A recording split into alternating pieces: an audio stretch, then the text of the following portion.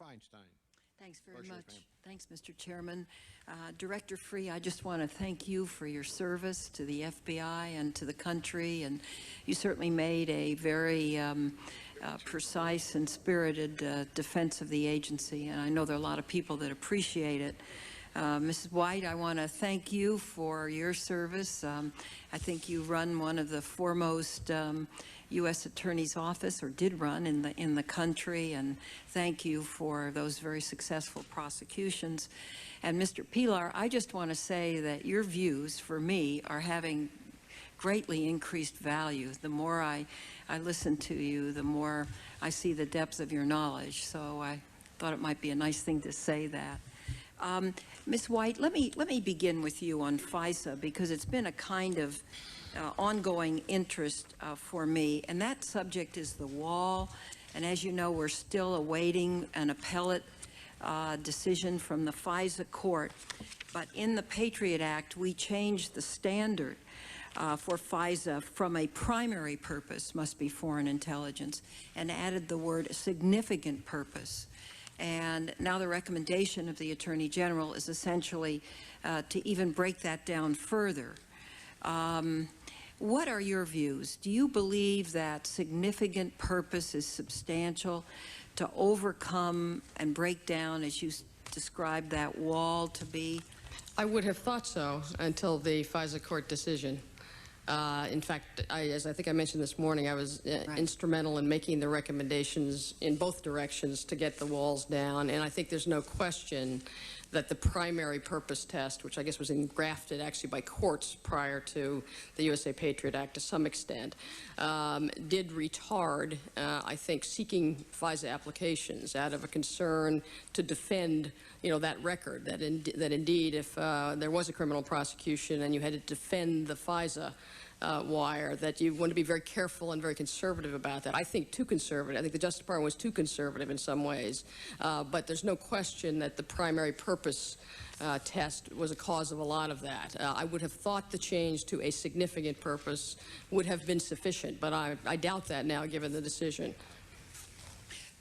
So, well, this is another day, but I would certainly, if you have a recommendation there, we may revisit this subject in the future. I'd be happy to very much like give it to you. Like to have it.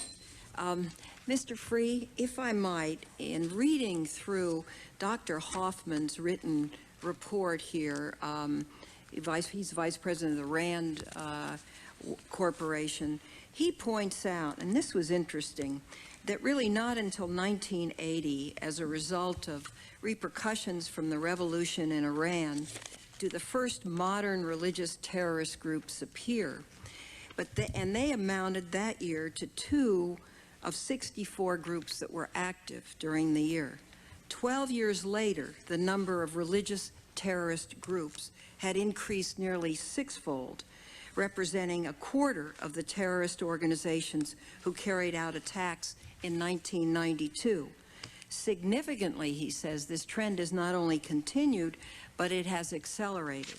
By 1994, 1/3 of the 49 identifiable terrorist groups could be classified as religious in character and motivation. In 95, their number increased yet again to account for nearly 1/2 of the 56 known terrorist groups active that year. And then he points out the higher levels of lethality of religious terrorism.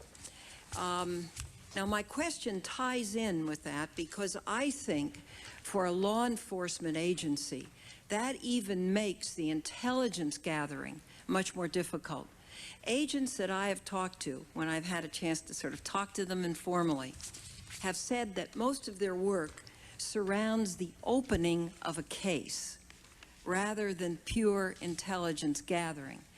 If you add to that the religious overtones of this, it seems to me it makes the gathering of intelligence, its dissemination, its collection and dissemination to a variety of sources, even more difficult. And if you lay over that the culture of the FBI, which is primarily law enforcement, how then can you really carry out where we have to go, which surrounds religious fundamentalism, that it's lent itself to very lethal terrorism? How do you collect that from a law enforcement agency, subject to the law and the strictures that an FBI is subject to? Senator, that's an excellent question. I don't think it's so much a question of the culture of the FBI or the complexity of the task, admittedly, which is the obstacle. I think it's a combination of resources, legal authorities. You've discussed some with Mary Jo White. You know, the FBI for decades was very effective, I think extremely effective, in working counterintelligence matters during the Cold War. And during World War II, when there wasn't a CIA, the FBI was stationed, as you know, all over the world in South America, performing the collection and disruption functions that the agency took over when the National Security Act of 1947 was passed. So I think, although we're a law enforcement agency, we have a very long tradition. You heard Senator Rudman this morning. The collection ability is there, and it shouldn't be displaced to some new entity without the history or transparency when it's necessary that the FBI has in that regard. But your question and Professor Hoffman's point is an excellent one. The complexity here is overwhelming. And I think that's one of the misunderstandings of al-Qaeda, not in this committee, but around the world. You know, al-Qaeda is a facilitator. It's not just an organization. The people who train in the al-Qaeda camps or trained in the al-Qaeda camps in Afghanistan, like Rassam, who was not an al-Qaeda member but was trained by them, will tell you that, you know, the class that was reporting that week for training became a cell facilitated by a global al-Qaeda network, but not an al-Qaeda organization per se, which is why when you say that, you know, there's not a focus on the al-Qaeda organization. Well, the al-Qaeda organization is potentially 10 to 25,000 Afghan war veterans who are all over the world. So I think, in response to your question, the complexity here is enormous, but it's not beyond the capacity of resources and focus and legal authority to address. But it certainly can't be addressed with the current resources. In your written remarks and your verbal remarks, you say the direct evidence obtained strongly indicated that the 96 bombing, this is Khobar, was funded and directed by senior officials of the government of Iran. The Ministry of Intelligence and Security and Iranian Revolutionary Guard Corps were shown to be culpable for carrying out the operation. The bombers were trained by Iranians in the Baqa Valley. Unfortunately, the indicted subjects who are not in custody remain fugitives, some of whom are believed to be in Iran. Also read the New Yorker article. Now this places us in a very unique situation with respect to the debate that's currently going on over Iraq. Here is a direct government connection to a terrorist attack that our premier law enforcement agency has discovered. To whom did you relay this information? And what did you ask to do about? I mean, what did you ask them or say to them that you wanted to do to carry out arrests or activities, or what advice did you provide? Well, first of all of that information as we received it, which was the product of interviews, direct interviews by FBI agents, was immediately reported to the Attorney General, the National Security Advisor. This committee, I think I was a few days after that briefing when I came here, and to the chairman and the vice chairman in very secure fashion, gave them that exact information. With respect to what I asked for or recommended, the only objective that I had, because my instruction was to make that case and work that case and leave no stone unturned, which is what I tried to do, was to identify and indict and then try to have apprehended any and all people who were responsible for that bombing. So that was my objective and that was my recommendation. And just leave it at that? Take no other stronger actions with respect to Iran? No, I would not have made that recommendation. That's not the place of the FBI director, nor was that our tasking. Our tasking was to work the case, find the evidence, indict who could be indicted, and find who could be found. And that's what we did. In the New Yorker article, a conflict was related between you and the administration over the bombing. Did you, in fact, believe that you didn't get the support you needed? Well, we got an indictment, and we got there after 5 years. We got there by a lot of hard work, by developing relationships, by making requests for assistance, which ultimately were granted. Was it a perfect scenario? Was it one conducted without frustration? No, but I measure the success by the result, which was the indictment that was returned. The Inspector General, in a recently released audit of the FBI's counterterrorism program, pointed out that the FBI never provided a comprehensive written report on the training, the skill level, the likelihood of attack, or other basic characteristics of the terrorist threat to the United States. Why was that? Well, my understanding is that there was a draft threat assessment, which was done before September 11th. We also participated in a 5-year study and recommendation, which the Attorney General had organized. The threat assessment apparently was not as specific as the GAO inspectors wanted it, but there was, as I understand it, a draft threat assessment which was completed before September 11th. Is that available to us? Well, I'm sure it is. I guess I'm the wrong person to ask, but... Right, but be interesting to find out. I think that's noted in the GAO report, actually. Okay. After DCI Tennant, whom you commend, and of course we do as well, declared war on al-Qaeda in December 1998, at any time after that, did the White House or anyone inform you that al-Qaeda was a Tier 0 target? No, I mean, not that I recall, but I mean, everybody in the White House and certainly everybody in the FBI by December of 1998 had focused on al-Qaeda as the primary target. That terminology that you use, Senator, I apologize, I don't recognize it. Of the highest, well, yeah, it was our #1 priority. I mean, by the time DCI Tennant declared war, Mary Jo White had already indicted bin Laden 2 times. There was no question in anybody's mind working that program that he and al-Qaeda were the #1 priority.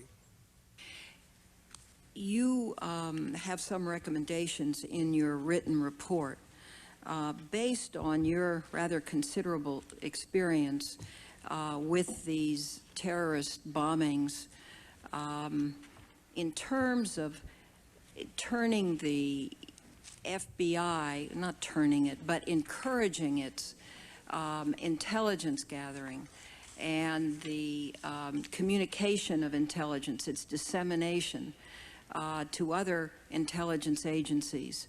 What do you believe is the single most important thing that could be done? Because the comments that we receive is that the FBI doesn't turn over intelligence.